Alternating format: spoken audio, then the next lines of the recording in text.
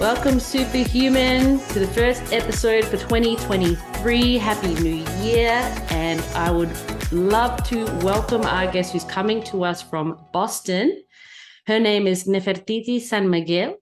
She is the embodiment of passion, honestly, a vivid advocate for the arts, neuroscience, and mental health. As an international mixed media artist, Icobanist, performer, speaker, entrepreneur, Amazon international best-selling author and trailblazer, she raises eyebrows across numerous industries. With a reputation for rocking her eclectic style, Nefertiti is the founder of Etnia Fusion, a Boston-based boutique enterprise dedicated to promoting and cultivating multiculturalism through educational programs, functional and wearable art, and dance. She's the creator of the community project What Is Your Reality? And the guide From Chaos To Calmness. She's been featured on radio and television shows, web series, YouTube channels, newspapers and magazines across the nation, and in recent years has been garnering attention abroad through podcasts from New Zealand, Canada, and Australia. Since 2021, Nefertiti has been sharing her talents with Amor Umbrella, a veterans organization serving military women transitioning into civilian life and the business world. Her current endeavors include teaching her method of collage installations, NM3, which is narrative multisensory mixed media art, as therapeutic activity for stress management and 3D vision board for life achievers. Her personal time is spent unplugging from big city living, exploring the world, and getting naturally high on extreme sports. Let's welcome this superhuman to the show, Nefertiti. Oh, such a great pleasure to be here. So much love and appreciation from this side of the globe to your location. And for me to start 2023 with you sharing the spotlight, it's beyond thrilling and another check mark on the list of dreams coming through, because I have been following your work for quite some time.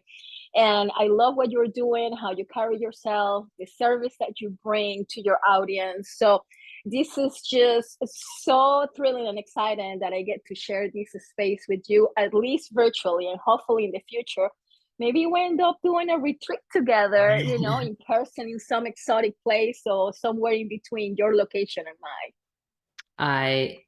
I thank you for your beautiful words, and I no doubt that could be something incredible that we could create together, given our personalities. And the spotlight's really going to be on you today, because I want to shine that light on just all of the amazing surfaces of the diamond that you are, that I've gotten to know over these last couple of years. We've connected on a couple of occasions, and I want to really dive today into your roots, into your background, because I know you're doing amazing things now, and everyone always goes, "Oh, that's incredible. Like, look where you are." And it's like, we forget where we started from. You have an amazing background. I mean, even nationality wise, people might know that I'm half Filipino, half Italian, but you have quite a cultural mix. I remember you blew me away when you told me.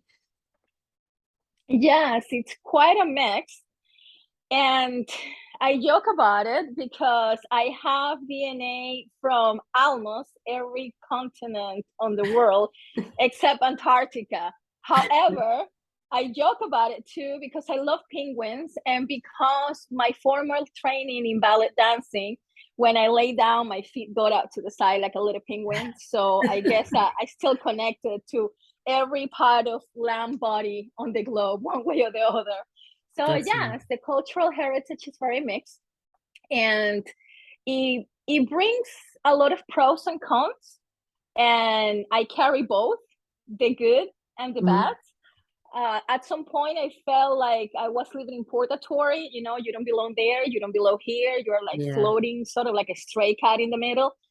And I came to owning that space in most recent times. And that makes a difference, because when you are wondering and you are questioning and you don't have clarity and you are trying to please and accommodate everybody, you lose yourself along the way. And that's exactly what happened to me. I was a lost, disturbed soul. And it took the best out of my life for most of my years on this planet, until I came across to what I call my holy grail, which is neuroscience practice as a lifestyle. and intertwined with Ikebana, which is the contemplative art of floral design. And I intertwined that as well with Japanese philosophy and humanistic Buddhism. So by design and very intention efforts, my environment is very well curated, very zen, and it's very conducive not only for inner peace, but also for productivity and happiness. And after all the pain and suffering that I have gone over the years, which a lot of people don't see that part, just get to enjoy the final version that it's current available to the public, I realized that there is no true success without inner peace. If you don't have that, the success, it doesn't mean anything. You know, if you are a disturbed soul, which I was there for many years, actually most of my life, the accomplishments, they are not fully enjoyed because you are questioning, you are trying to please people, you are trying to get the validation and the acceptance, and it's the wrong place to be. So now when I have my accomplishments, my approach is different. I take myself on solo dates. I celebrate with what makes me happy, whole and complete. And then after I do that my way, in my own space, quiet, maybe randomly with strangers, at a later time, I can set up a party and welcome the people who choose to be present in my presence. And sometimes there's nobody available, and I'm okay with that because I already celebrate myself in a very intimate fashion. And I think that's very important to bring that topic because I continuously see people having all these so-called successes, but they are depressed because their success is not acknowledged by the loved ones or the people that they want to get the validation from. And again, it's a very wrong place to be. So I'm here to make some noise in the world, you know, bringing the hot topics. So I'm keeping my fan handy because nobody talks about those things. You know, we are set up to be people pleaser, to try harder, to be non confrontational, do not stir up the pot. And that's totally wrong. We need to start stirring up the pot. And actually, I'm joking, but kind of seriously going in that direction to start my own podcast and call it Stir Up the Pot. Just saying. I love it. You should definitely do it. Wow, there was so much to unpack there already. You know, I being of multicultural ethnicities as well. I've also felt that way, you know, and it's human nature to try to fit in and feel like we belong to, you know, a certain culture or a certain way of being. And so I've felt that similar outcast kind of growing up, you know, do I fit here? I don't belong there. I don't belong there. But on the surface, everything looks okay, doesn't it? You know, and I've learned a lot of beautiful souls like yourself that I know we, you know, on the exterior present a certain way, look, you know, everything's put together very well, but on the inside, there is so much turmoil that isn't presented, you know, to readily for people to decipher and understand. So thank you for so willingly sharing that. And I would love to dive a little bit deeper into that, you know. So a lot of what you do now, you said you spoke about the neuroscience, which I love. And then there's the artista of you as well. Like you obviously love to create, teach, dance, music. So has that always been a part of your life since you were a child? Yes, it has been a part of my life forever since I remember being on this planet. But it has been an evolution in different stages because when I was growing up, I appreciate art. I grew up in a place where it was welcoming to different art forms, and that became kind of second nature for me. So I always was, you know, breathing and excelling art, well, one way or the other, but I never saw myself as an artist. And it's kind of strange because I enjoy it as an spectator, I admire the people on the spotlight, but coming from a third world country, very macho dominated, colonial mentality, you as a lady, you are not accepted, or you don't have the resources of the possibilities to shine as a performing artist because it's questionable. You know, you are on the loose end, you are on the dive bar type of scene, instead of there's room for making the world a better place with your art and your talents. So to give you a quick illustration, when I was in my early teens, I started kind of digging into my heritage, and part of it is gypsies from mainland in Spain. And they are very talented as musicians, flamenco dancers, and I wanted to take classes and dive into that part of the culture that I never got to experience for a number of reasons behind the scenes, you know, family conflicts and this whole chaos that it gets hush hush behind closed doors, and the kind of prophecy from my own biological father. And this is somebody who was associated at that time with the nationwide arts council, a government agency, and he didn't offer any support to my endeavors of my, you know, kind of pursuits. All he said was, great, at best I was going to end up at a dive bar showing skin. And that came from my own father. And years later, things evolved. It happens to go on a chain of events that I never thought it, you know, possible I could dream about. And my name have been in like 4 different times at the Boston Theater District, shining bright with the stars and the marquee. I have performed at the JFK Presidential Library. I have entertained majors from across the nation. And those are a lot of accomplishments. Coming from the prophecy of, at best, you are going to be showing skin at a dive bar. Wow. That, and even so, that's hard, because when you have a loved one that doesn't believe in you, like you're not getting that, you're getting that, you need that belief. You want that belief from your parents, from your family, from your closest to you. So to have achieved out of that, it's amazing.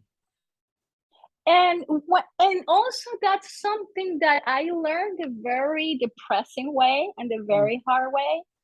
I drifted away from my biological father. I spent years without talking to him.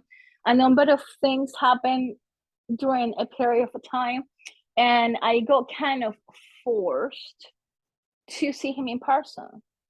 And I cave in. I shouldn't, but I was so worn out at the time that I said, okay, I'm going to arrange a meeting with him.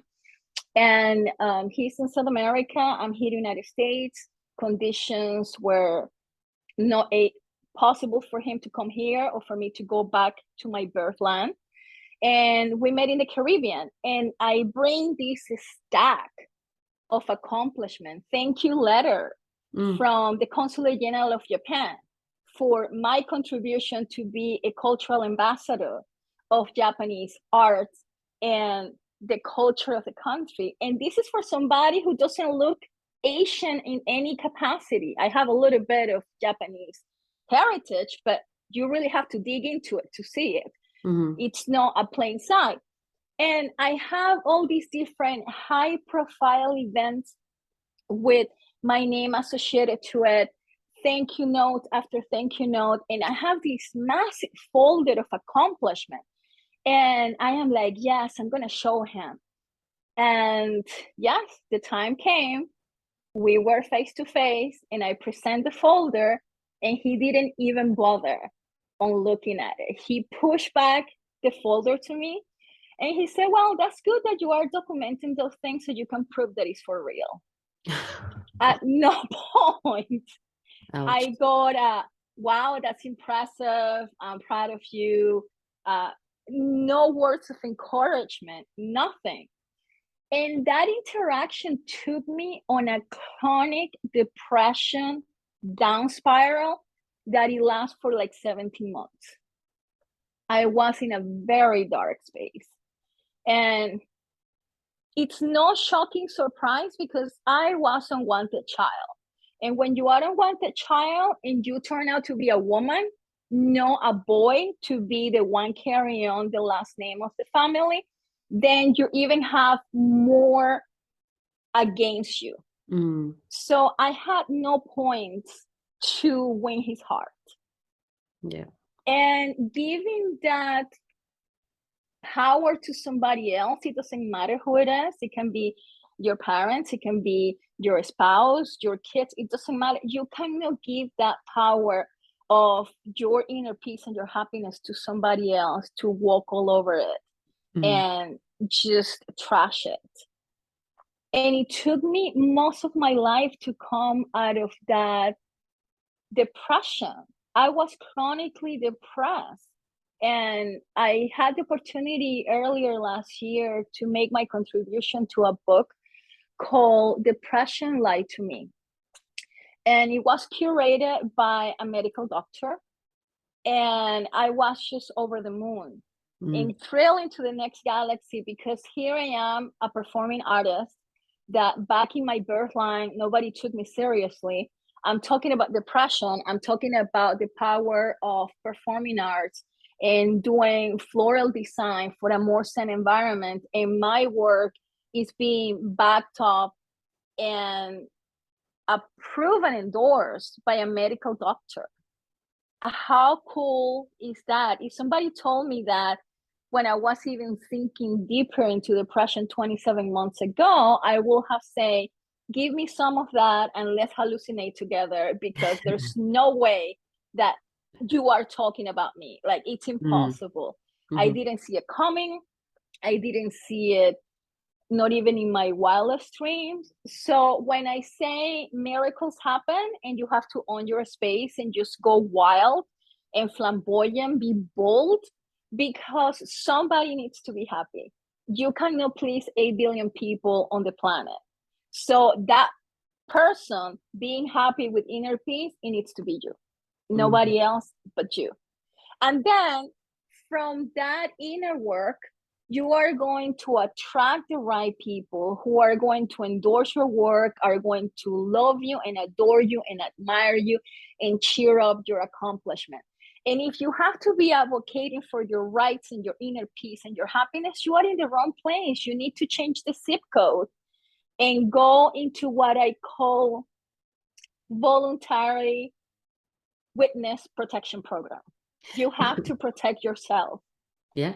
Because a lot of time, and I was a total sinner on that, I changed countries, but I brought a lot of my baggage with me. And unless you totally cut everything out, you are going to continue to have the same crappy results. So you have to make those uncomfortable decisions, stir up the pot on your space and go at it. And most of the time you are afraid of the unknown. What about if it doesn't work? And what about if it doesn't evolve the way that I expected? But at the same time, and I talk for myself, I got to a point where for me it was more important to flee that pain and misery. And I didn't care what was on the other side of the tracks. I will endure that instead of enduring the old pain. I needed a change. If it's going to be painful, give me a different pain. I'm sick and tired of this one. So I start making those drastic measures and those drastic changes.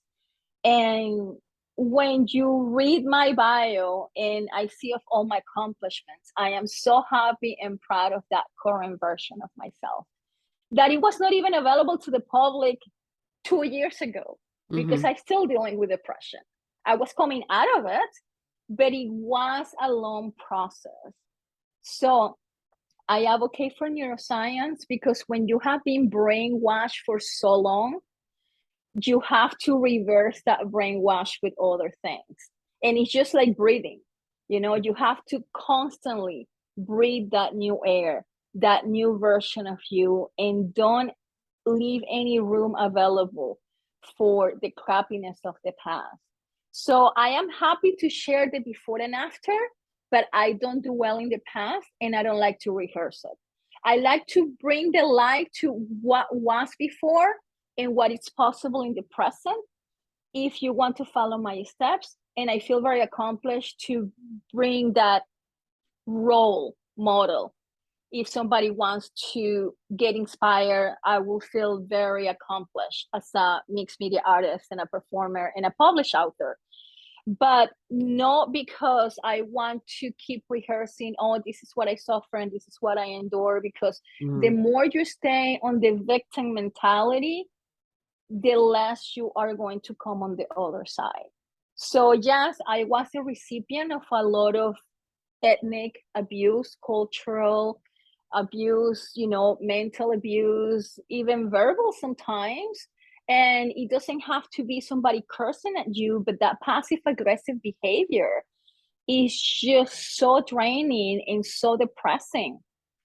So that's one of the reasons why I'm in current times so adamant about curating my environment, the people in it, and how they talk. Like if I get a hint of negativity, I gotta go, because I have a bubble. This is a happy bubble, and you are not gonna burst my bubble. I am very strict on that.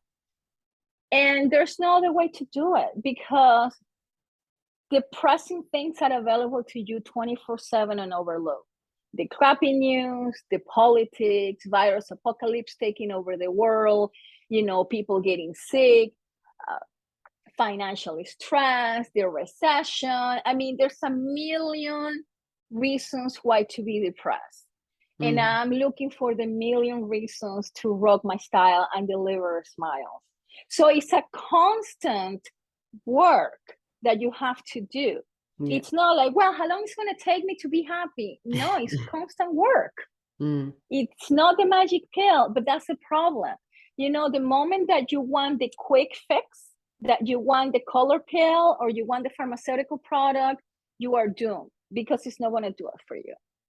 So again, I advocate for neuroscience. I advocate for art, because even when I didn't see myself as an artist or as a performer, it was my saving grace.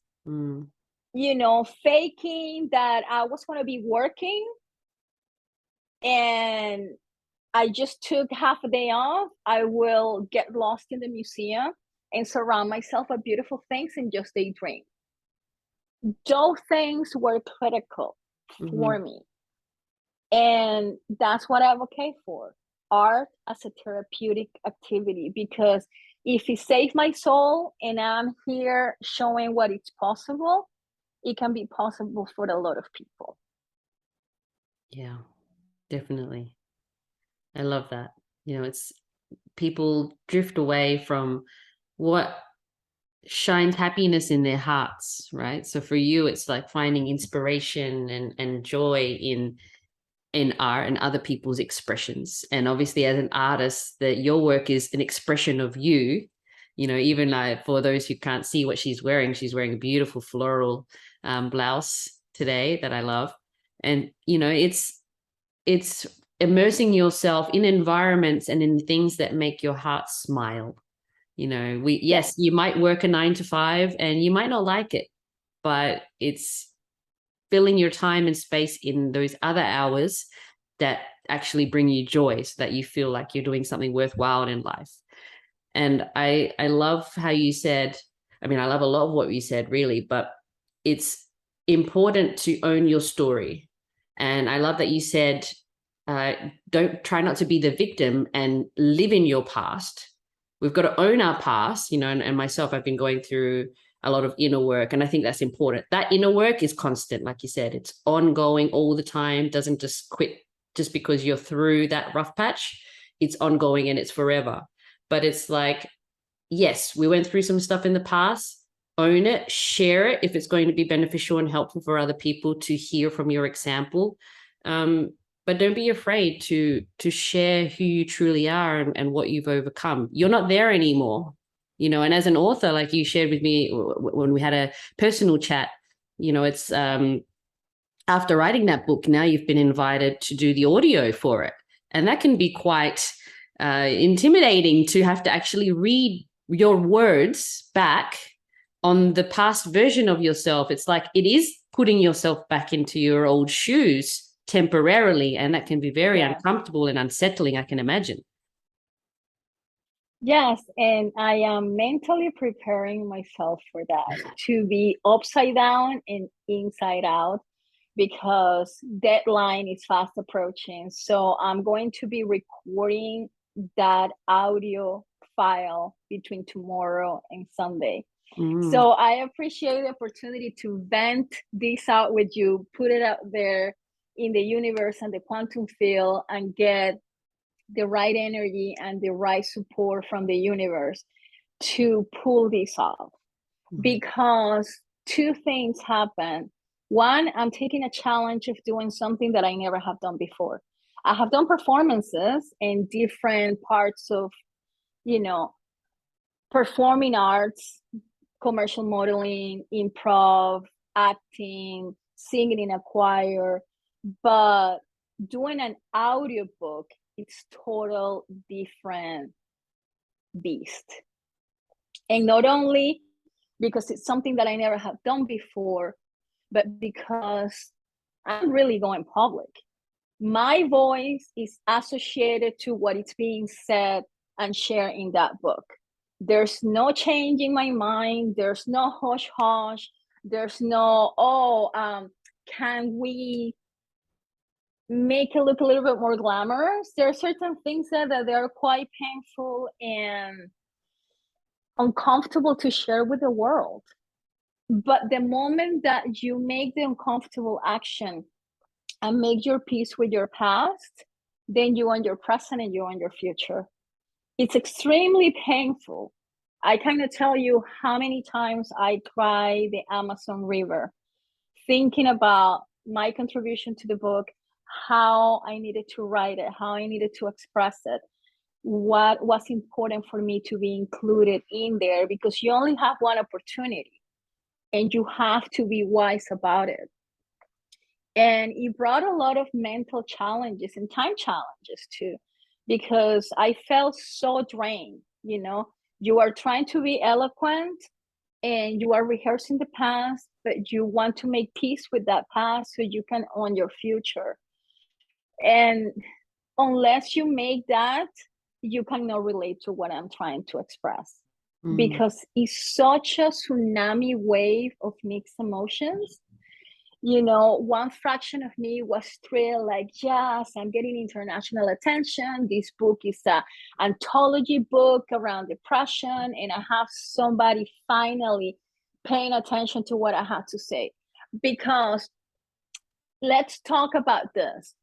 Depression, it's put out in the public light as related to PTSD and people serving in the military. But people really don't talk much until most recent years, with the whole virus apocalypse taking over the world, that, civilian people and little people and older people, we are all sinking in this mental cancer that it's labeled as depression. And yes, there are some instances that it's chemical imbalance and it needs to be addressed. I am not a doctor and I am not discounting that. But at the same time, my contribution to the book is environmental depression. Because when you don't know any better and you grew up being an unwanted child, but everybody treats you like you are the crazy person that you don't know what you're talking about, because they pretend something out to the public, but behind the scenes, you feel that sense of abandonment, not being good enough. You can never do anything that is pleasing. You are all the time penalized, like E.T. from home coming from outer space, and you are questioned 24/7. If you get a little bit of accomplishment, you can rest assured that somebody is going to take it upon themselves to have that passive aggressive behavior and ruin it for you. So I was constantly depressed because I was in the wrong environment and I didn't know any better. Now I do, and I look back and I say, how did I get here? How did I put up with all that? How is it possible that I didn't see it? You know, in the back of my brain, I question it a little bit. But when everybody tells you that you are the problem, you start thinking that you are the problem. Yeah. And you kind of believe it.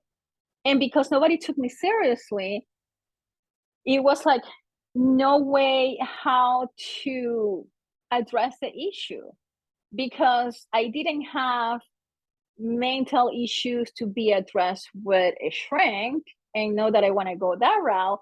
But I never got validated or acknowledged that because I am the recipient of all these unrealistic cultural expectations, and I am the recipient of all these negligence and abandonment and emotional abuse and passive aggressive behavior.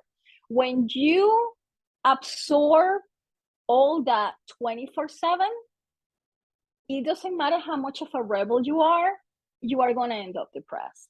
You can fake it, you can pretend, you can smile, but you are just sinking into depression and you are eating yourself out from the inside.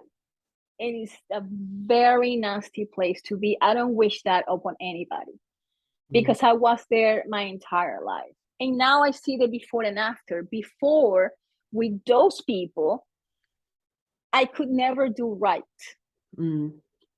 Because even if I was at the top of my game, they will say, well, but you know, so-and-so's daughter or so-and-so's, you know, nephew's cousin, neighbor is doing better than you.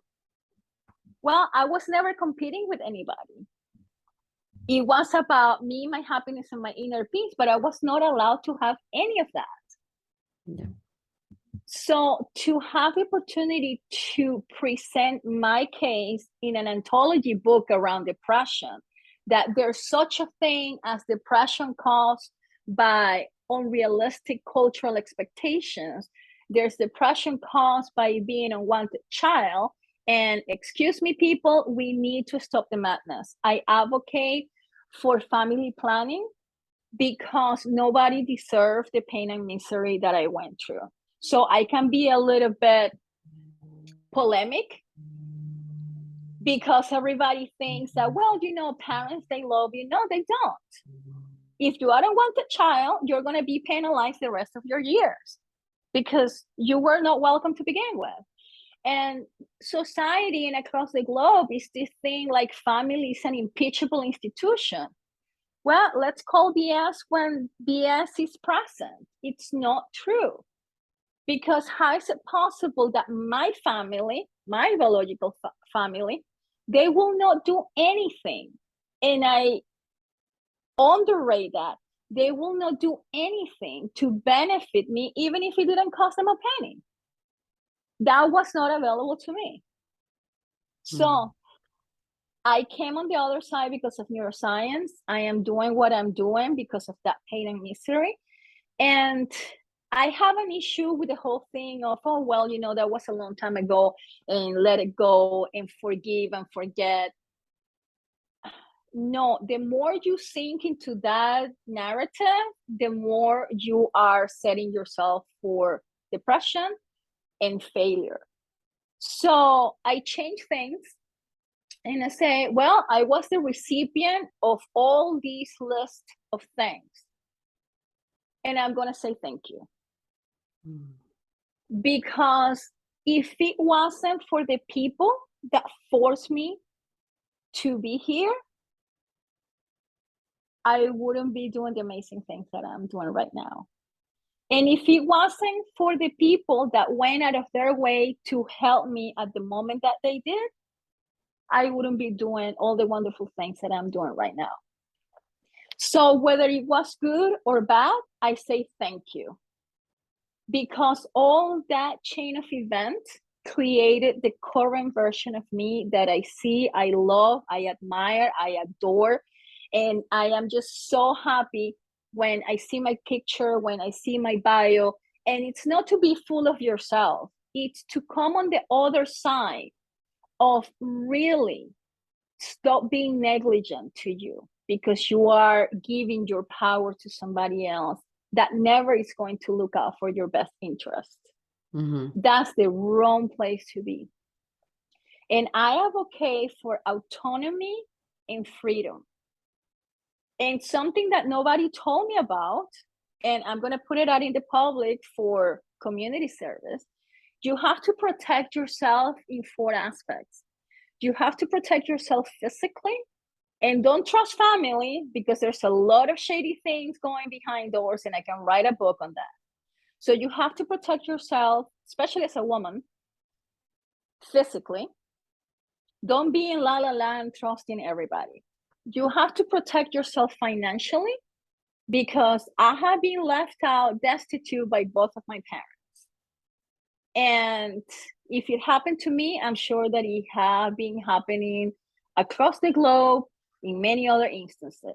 So again, your parents and family is not impeachable institution. Protect yourself, your accounts, your information, your earnings. Don't leave it out there for people to plan around your money. Protect yourself emotionally and protect yourself mentally. Because if you are under the same roof with sociopath, you are not going to have a bright future. You are going to either end up being substance abuse, homeless, hooked to pharmaceutical products, hooked to some sort of therapy, and none of those were options for me. So when I went on a quest, I was very specific. I am not going to get hooked to pills. I am not going to get codependent with a therapist or some sort of professional help, especially here in America, that everything is so transactional and they don't do jack shit for you. Excuse my French, but I have to say it as it is. And I didn't want to get into that self-abuse of, getting into some sort of addiction or drug use. Like, that was terrifying to me. So I went on a quest, and it took me quite some time to get my act together and put things in perspective. And again, that's the reason why I advocate for neuroscience, because there's no other way that I could be not only owning my space, but having my inner peace in a zen environment so I can really enjoy my success. And it's not about dollars and cents. It's about your accomplishments and those things that nobody can take away from you. Like becoming international bestseller author with an Amazon badge. The market can crash tomorrow and nobody's taking that away from me. That I perform at the presidential library, nobody can take that away from me. Some people might, break into your house and steal your jewelry, but those accomplishments, you take them with you to the graveyard. And those are the experiences that I thrive for. And I am even hooked to that kind of positive addiction. What's my next accomplishment? Because also other thing that is important to me, it's not to live on past glories. What's your next project that is going to challenge your intelligence and your talents? Or what is your hidden talent that you haven't not found yet that you are going to see rise because you say yes to a project that makes you uncomfortable, like making my own recording for the audiobook. So I know that it's a lot to unpack and a lot to digest, but we have such a short time to share the space together that I just want to put the best of I can offer to the community so they can find their own holy grail, their own superpower, and be happy at whatever capacity that is. Have your dream life, whatever that looks for you. traveling, corporate America, being a nomad, working remote, we all are very individual realities that you cannot match to somebody else. So you have to be clear in intention. What is your dream life? What does that look like for you? And go for it. So if I can, leave the curiosity door open out there, it's search what makes you happy and be explorer. Because if it wasn't for me trying everything under the sun, and I still trying new things and more to come, I wouldn't be doing what I'm doing right now, because I will have prevented myself from being experimental. And having that curiosity like a child is very important, because that brings a level of happiness and enjoyment, and also that's how you discover the world in ways that you didn't see them before or even consider that it will exist. So I joke about it, and I say I am fostering my inner child. I get silly, I get goofy, I play, I want to have the cake and eat it too. It's a beautiful thing. So I'm just leaving a lot of crumbs for people to pick out there and see which one is going to be tastier for you. Which one of those ideas and experiences that I have shared so far with you and the audience, it's going to make the difference for you. Because again, nobody talks about this. No. And thank you for sharing and being so vulnerable and open with us. It's so wholeheartedly you. And that's why I adore you so much, because it's you don't what do you call it? You're not trying to sugarcoat anything. This is you. This is the real authentic you. And there are no boundaries to that. You are a free spirit. And I think a lot of that, and I connect with that, connecting with your inner child as well. It's because if you've gone through things where you felt like you weren't accepted, you didn't belong, you didn't, you needed to conform, it kind of forces you away from that inner child that wants to play and explore and be the adventurer. So it's like bringing your current you to that version of you and immersing and emerging all of that into one. It's that inner acceptance, inner peace is what you spoke about quite a lot. And I think a lot of people suffer from that. I think that outside validation, outside acceptance, it's when you have that inner acceptance and inner love for yourself, that's when you are truly free to be exactly who you are and who you're meant to be in this life.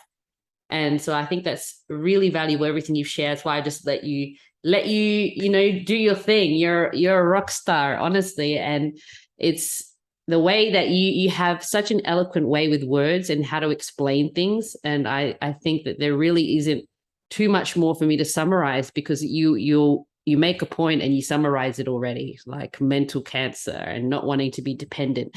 And I think it's very important to highlight that, most people, when they're having trauma or they're having, bad experiences in life, they lean towards escapism. They want to escape and run away from their problems. But you were actually, maybe there was an element of that to begin with, your inspiration to leave, but really you hone that into, I need to go into an environment where I can thrive and I can actually become and be who I am and who I want to be. And that's so, so important, to create that immersion into an environment that's going to help you bloom, to blossom into who you are.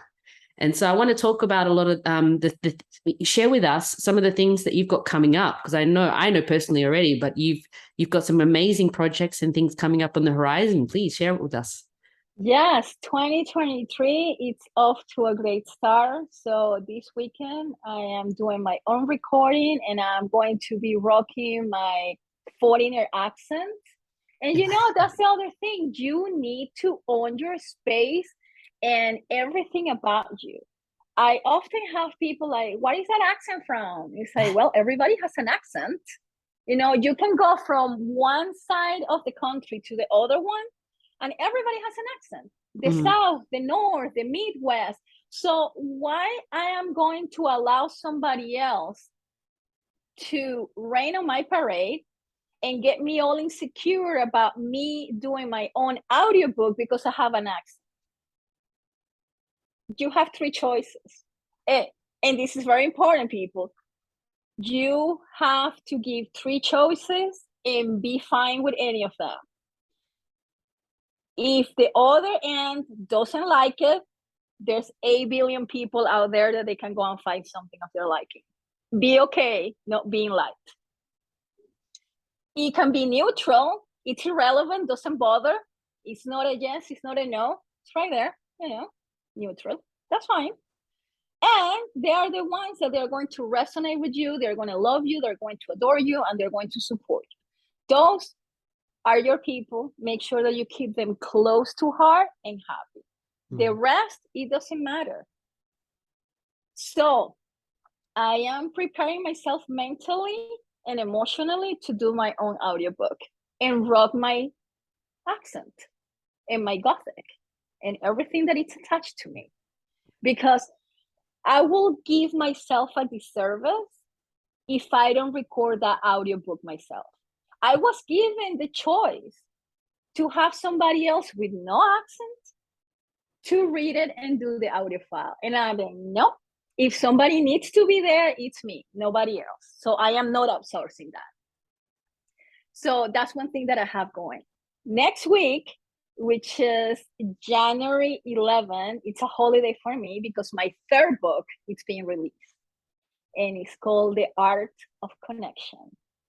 And I resonate with that title in so many different ways, because connecting is an art, and art connect people in ways that you cannot do transactional, you can do without words, you can do with language gap.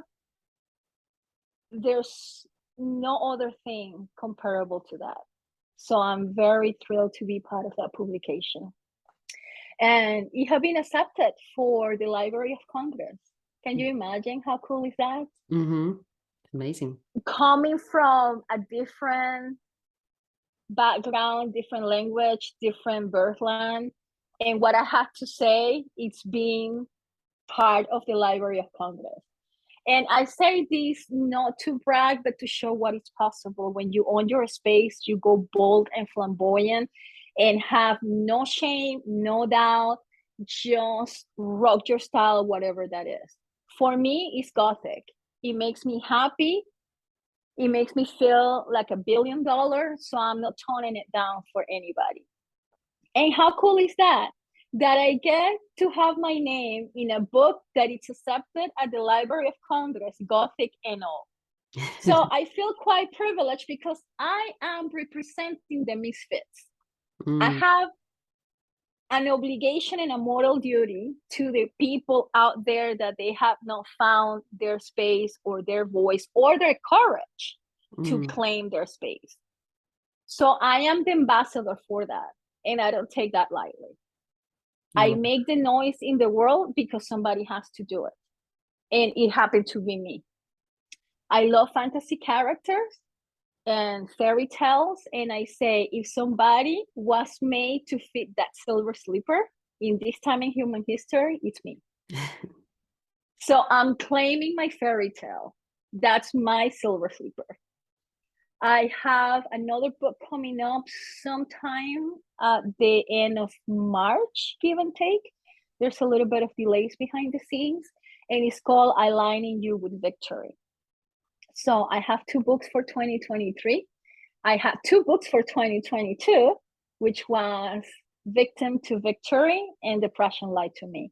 So that right there, for somebody who doesn't have English as a native language, to be published 4 times and get some international acknowledgement, this is beyond surreal and hallucination for me. And again, I wouldn't be doing this if it wasn't for neuroscience. So I advocate for that. And if it did wonders for me, I'm sure that it can do wonder for everybody in the audience if you apply that to your own needs and your own reality, because we are all different. You know, we are like snowflakes, very individual, and we have like a particular print. So you cannot allow yourself get into this comparison, competitive state. Like, and it just makes me cringe when I see people talking to others like, well, how come that you are not like your sister? How come that you cannot be like the neighbor's daughter? Stop the madness. We have different talents, different gifts, and different calls in life. Mm-hmm. So that it's very toxic. Just to stay away from that. Another thing that I have in the horizon, it's a 6 weeks dance residency for a local school. So I'm going to be teaching close to 100 kids about Hawaiian hula culture. And we're going to have 2 stage performances. One, it will be a solo, just me.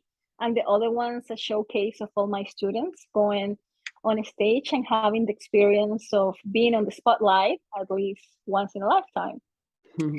And I am entertaining the idea to start that podcast called Stirring Up the Pot, because I think that somebody needs to stir up that pot.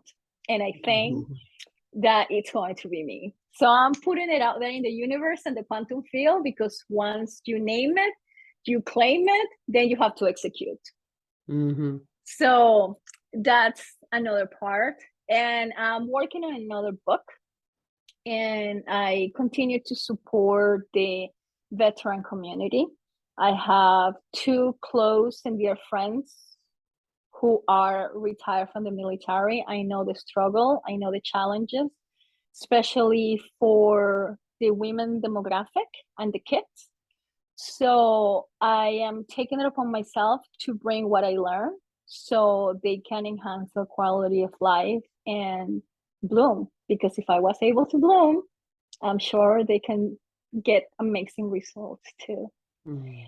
So that's kind of the highlights on the artistic endeavors. Now, at the personal level, I am getting back into rock climbing. So I'm getting a 3 months indoor membership to get myself back in shape and proper fitness. And my treat for around the time of summer solstice, I want to go to Acadia National Park in Maine, which is a little bit of a drive, but I don't have to take a flight, so I make it work.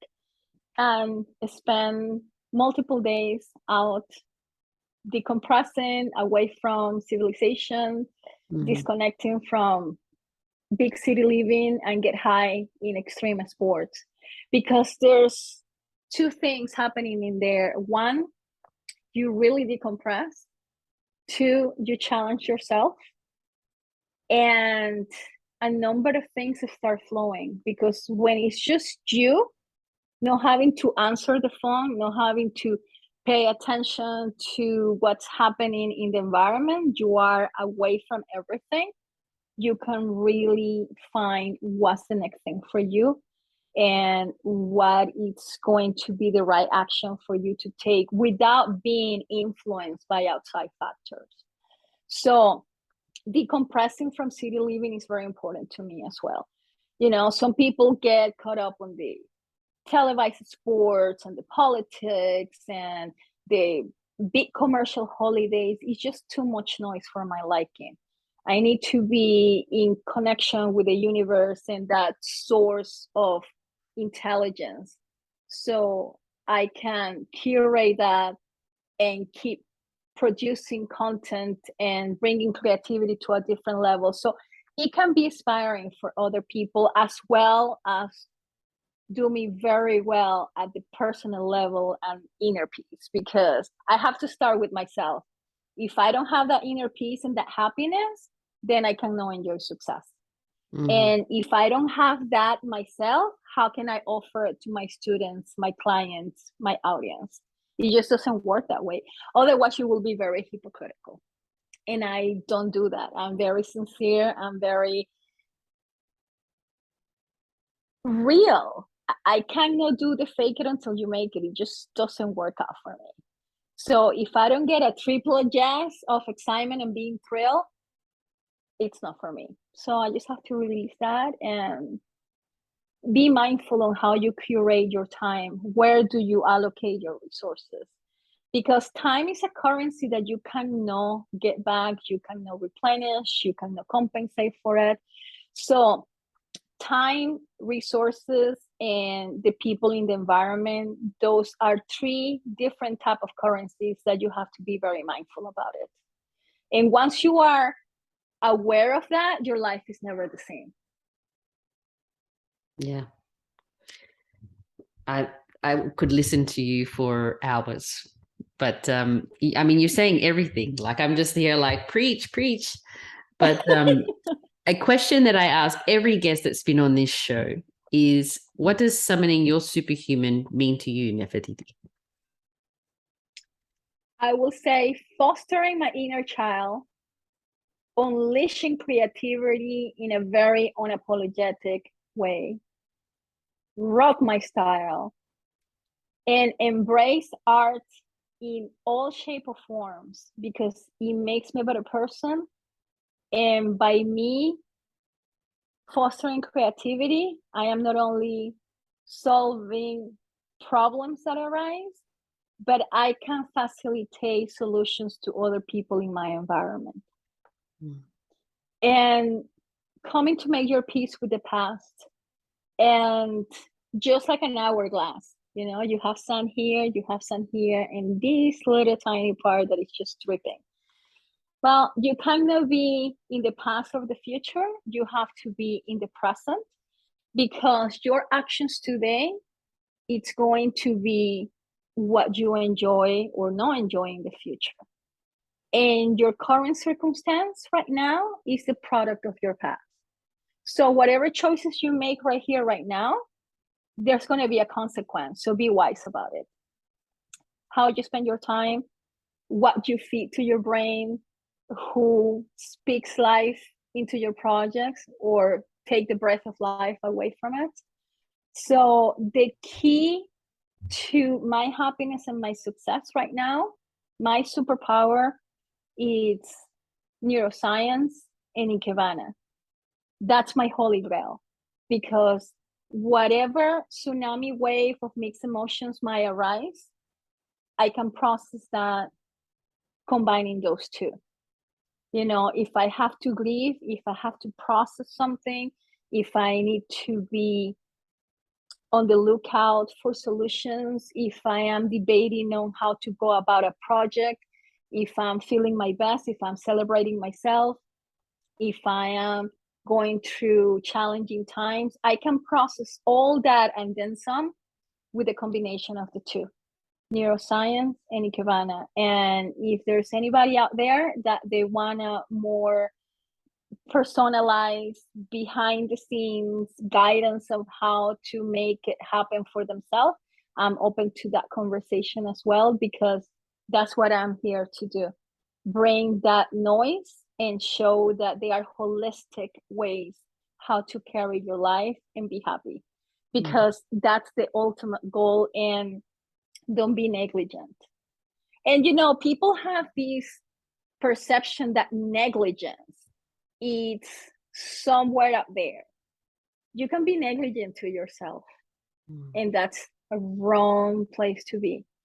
When you are saying no to your dreams, you're being negligent. When you are toning it down because you don't want the insecurities of somebody in your environment to feel agitated, you are being negligent to yourself. When you don't make time for yourself to reset and bloom and take adequate actions for self-care, you are being negligent to yourself. And that's something that, again, nobody's talking about.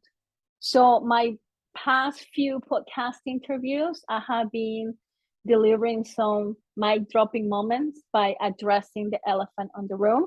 Do not be negligent to yourself. And I'm here to help you if you want my help. Thank you. Thank you, Nefertiti, for all the wisdom. Literally, you have just delivered so much gold golden nuggets, golden wisdom. You really have. You've really wholeheartedly shared your life and your experience and how you've overcome it and where you are now. So, and holistically so. It's not just professional. It's really like it's a whole who we are as a whole person. And you are a true leader by example. You lead by example, and you show us and teach your students and everyone how to be authentically themselves and to be empowered and to stand in that power. And I think that is a truly important message that, like you said, it needs to be shared more. All of the things that make us uncomfortable and put us through pain in life, they are teaching us things. They are showing us, and they're strengthening us to be the person that we are meant to be in this life. And like I said, you are an example of that to every degree. So thank you so, so much. I usually do a summary right at the end, but I think that everything has been so beautifully put together. You have such a unique way with words that I think will really make imprints on the listeners today. And honestly, superhumans, if she's an example to strengthen your mind, body, and soul muscles, and stay amazing. And thank you so much, Nefertiti. I want to encourage people to connect with you. I am going to put your information in the show notes. Follow her. She's amazing. And we'll see you in the next one. Thank you, everyone. I'm sending. Welcome, Superhuman, to the first episode for 2020.